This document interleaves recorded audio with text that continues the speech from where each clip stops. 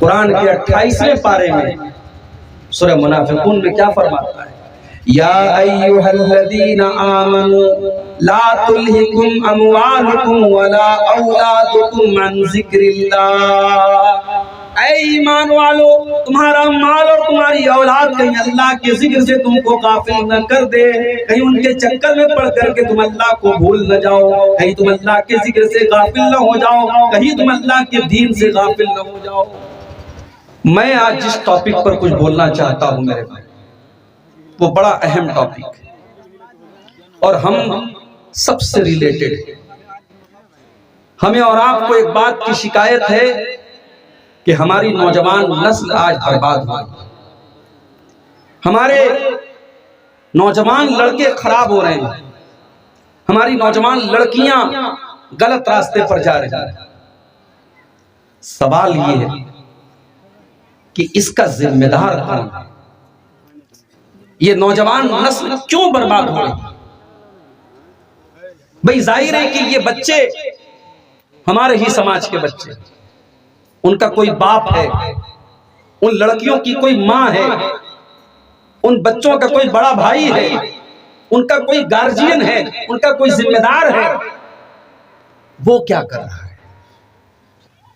یہ بہت بڑا سوال ہے آج کے اس دور کا، کہ ایک باپ یہ تو شکایت کر رہا ہے کہ صاحب میرا بیٹا بہت نالائق ہے، شراب پی رہا ہے، جوا کھیل رہا ہے، یہ کر رہا ہے، وہ کر رہا ہے۔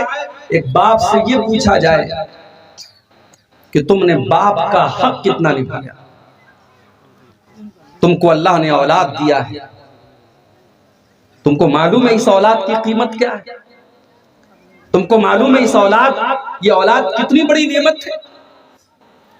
جاؤ اس انسان سے پوچھو جس کی انگلی مچلتی ہے کہ میرا بھی کوئی بچہ ہوتا اور اس کی انگلی پکڑ کر کے میں بازار میں لے کے جاتا، مجھے بھی کوئی باپ کہنے والا، مجھے ابو کہنے والا، ابا کہنے والا، بابا کہنے والا، پاپا کہنے والا کوئی بچہ ہوتا، کوئی بچی ہوتی۔ اس باپ سے جا کے پوچھو کہ اولاد کی کتنی بڑی نعمت ہے اولاد میں۔ اس عورت سے جا کے پوچھو جس کی شادی کے 10-12 سال ہو گئے، اس کی سہیلیاں چھوٹے چھوٹے بچوں کو گود میں لیے رہتی ہیں، اس کے گھر کی اور عورتیں اپنے بچوں میں گھلی ملی رہتی ہیں، مصروف رہتی ہیں، بزی رہتی ہیں، لیکن اس عورت بیچاری کی گود خالی ہے۔ وہ تلاش کرتی ہے، اس کے پاس کوئی مصروفیت نہیں ہے، اس کے پاس کوئی کام نہیں ہے۔ وہ سوچتی ہے میرا بھی کوئی بچہ ہوتا، شرارت کرتا، مجھے پریشان کرتا، اس کے گیلے بستر کو میں رات میں چینج کرتی، اس کا ڈائپر چینج کرتی، اس کے کپڑے چینج کرتی۔ اس عورت کا دل تڑپتا ہے میرے بھائی۔ ان سے پوچھو کہ اولاد کتنی بڑی ہے۔ اسی لیے اللہ تعالی اولاد کو اپنی بہت بڑی نعمت قرار دیتا ہے۔ قرآن کا 14واں پارہ کھولو، اللہ فرماتا ہے اللہ الذی خلقکم من انفسکم ازواجا۔ اللہ تبارک و تعالی نے تمہاری جان سے تمہاری بیویوں کو پیدا کیا، تمہارے لیے عورت کو بنایا، تمہاری بیوی کو بنایا، تمہاری پتنی کو بنایا۔ وَجَعَلَ لَكُم مِّنْ أَزْوَاجِكُمْ بَنِينَ وَحَفَدًا۔ اور جب تمہاری شادی ہوئی اور ایک عورت تمہاری بیوی بن کر کے تمہارے گھر میں آئی اور تمہارے درمیان میاں بیوی کا تعلق قائم ہوا، اللہ تعالیٰ نے تمہاری بیویوں سے تمہیں اولاد عطا فرمائی۔ اولاد بڑی ہوئی، بیٹا بڑا ہوا، پھر اللہ نے بیٹے سے تم کو پوتا عطا فرمایا، بیٹی بڑی ہوئی، بیٹے سے اللہ نے تمہیں نواسے عطا فرمائے۔ وَجَعَلَ لَكُم مِّنْ أَزْوَاجِكُمْ بَنِينَ وَحَفَدًا۔ یہ اللہ کی بہت بڑی نعمت ہے، اس نے تم کو اولاد جیسی نعمت سے نوازا۔ قرآن کا 15واں پارہ کھولو، کل جمعہ کا دن ہے، سورہ کہف کی تلاوت آپ بھی کرتے ہوں گے، نہیں کرتے تو کرنا چاہیے۔ سورہ کہف میں اللہ فرماتا ہے المال والبنون زینۃ الحیات الدنیا مال اور اولاد دنیا کی زندگی کی زینت ہے، دنیا کی زندگی کا سوندریہ ہے، دنیا کی زندگی کا اٹریکشن ہے۔ اگر مال کو نکال دیا جائے اور اولاد کو نکال دیا جائے تو دنیا کی زندگی بلیک اینڈ وائٹ ہو جائے گی، بے رونق ہو جائے گی، دنیا کی زندگی بیکار ہو جائے گی۔ اس دنیا کی زندگی کی زینت ہے مال اور اولاد، لیکن ہاں بہت بڑی نعمت ہے اولاد۔ نبیوں نے اولاد مانگی ہے۔ زکریا علیہ السلام کو دیکھو، کوئی اولاد نہیں ہے، ان کی سالی کی بیٹی ہے جس کا نام مریم ہے، اور حضرت زکریا علیہ السلام اپنی سالی کی بیٹی کی پرورش کر رہے ہیں۔ اور زکریا کہاں رہتے ہیں؟ مسجد کے اندر رہتے ہیں، مسجد کے اندر اپنی اس سالی کی بیٹی کی پرورش کر رہے ہیں، مریم۔ کلما دخل علیہا زکریا المحراب وجد عندہا رزقا۔ زکریا علیہ السلام جب باہر سے مسجد میں آتے ہیں، کیا دیکھتے ہیں؟ انار کا موسم نہیں ہے اور مریم کے پاس انار رکھا ہوا ہے۔ امرود کا موسم نہیں، امرود رکھا ہوا ہے۔ سیب کا موسم نہیں ہے، سیب رکھا ہوا ہے۔ قال یا مریم انا لکی ھذا۔ حضرت زکریا سوال کرتے ہیں، اے مریم یہ بے موسم کا پھل تیرے پاس کہاں سے آیا؟ قالت هو من عند اللہ ان اللہ یرزق من یشاء بغیر حساب۔ مریم کہتی ہیں، اے خالو جان یہ موسم، یہ بغیر موسم کا پھل اللہ کی طرف سے آیا ہے، اللہ کی طرف سے آیا ہے۔ اللہ جس کو چاہتا ہے بے حساب روزی دیتا ہے۔ اے خالو جان یہ اللہ کی بہت بڑی قدرت ہے، اللہ مجھ کو یہ پھل دے رہا ہے بے موسم کا۔ زکریا کے دل میں خیال آیا، اگر وہ اللہ میری سالی کی اس بیٹی کو، میری اس بھانجی کو، اگر وہ اللہ بے موسم کا پھل دے سکتا ہے، ٹھیک ہے میں 80 سال کا ہو گیا، میں 90 سال کا ہو گیا، مجھے آج تک اللہ نے اولاد نہیں دی ہے، اگر اس کو بے موسم کا پھل مل سکتا ہے تو مجھے بوڑھے کو اولاد کو نہیں مل سکتی ہے۔ ہنالک دعا زکریا، زکریا علیہ السلام کھڑے ہو گئے اور دعا کرنے لگے، رب ہب لی من لدنک ذریۃ طیبہ، اے اللہ مجھ بوڑھے کو بھی تو نیک اولاد دے دے، مجھے بھی پاکیزہ اولاد دے دے۔ دعا مانگی انہوں نے۔ اولاد اتنی بڑی نعمت ہے، زکریا علیہ السلام جیسا پیغمبر دعا مانگا ہے۔ ابراہیم علیہ السلام کو دیکھو، جب ان کی قوم نے ان کو اپنے وطن سے نکلنے پر مجبور کر دیا، حضرت ابراہیم پردیسی ہو گئے، مسافر ہو گئے، اور جب پردیس میں پہنچے کوئی سہارا ان کو اپنا ساتھ دینے والا، بڑھاپے میں ان کی لاٹھی بننے والا کوئی سہارا ان کے ساتھ نہیں تھا، انہوں نے اللہ کی بارگاہ میں دعا کی، رب حب لی من الصالحین، پروردگار مجھے نیک بیٹا عطا فرما دے۔ نبیوں نے دعا مانگی اولاد، اولاد بہت بڑی نعمت ہے میرے بھائی، مگر وہی اللہ جو اولاد کو نعمت قرار دیتا ہے، وہی اللہ جو اولاد کو دنیا کی زندگی کی زینت قرار دیتا ہے، وہی اللہ قرآن کے 28ویں پارے میں فرماتا ہے، انما اموالکم و اولادکم فتنہ، تمہارا مال بھی تمہارے لیے فتنہ ہے، تمہاری اولاد بھی تمہارے لیے فتنہ ہے۔ وہی اللہ تعالیٰ سورہ منافقون میں فرماتا ہے، یا ایھا الذین آمنوا لا تلھکم۔ محترم حضرات، جو اللہ اولاد کو بہت بڑی نعمت قرار دے رہا ہے، وہی اللہ قرآن کے 28ویں پارے میں سورہ منافقون میں کیا فرماتا ہے، یا ایھا الذین آمنوا لا تلھکم اموالکم ولا اولادکم عن ذکر اللہ۔ اے ایمان والو، تمہارا مال اور تمہاری اولاد کہیں اللہ کے ذکر سے تم کو غافل نہ کر دے، کہیں ان کے چکر میں پڑ کر کے تم اللہ کو بھول نہ جاؤ، کہیں تم اللہ کے ذکر سے غافل نہ ہو جاؤ، کہیں تم اللہ کے دین سے غافل نہ ہو جاؤ۔ اولاد بہت بڑی نعمت بھی ہے اور بہت بڑا امتحان بھی ہے، بہت بڑی پریچھا بھی ہے۔ خاص طور سے اگر اللہ نے آپ کو بیٹی سے نوازا ہے، میں یہاں پر ایک بات کی وضاحت بھی کر دوں، بیٹی کا باپ کبھی یہ نہ سمجھے کہ میں بدنصیب ہوں مجھے بیٹیاں ہو گئی ہیں. نہیں، اگر بیٹی کوئی خراب چیز ہوتی، اگر بیٹی کوئی بری چیز ہوتی، اگر بیٹی اچھی نہ ہوتی تو اللہ تعالیٰ اپنے نبی کو 4 بیٹیاں نہ دیتا. بیٹی والوں تم خوش نصیب ہو، بیٹیاں بڑے قسمت والوں کو ملا کرتی ہیں. بیٹی آپ کو جنتی بننے کا موقع دے کر کے آئی ہے.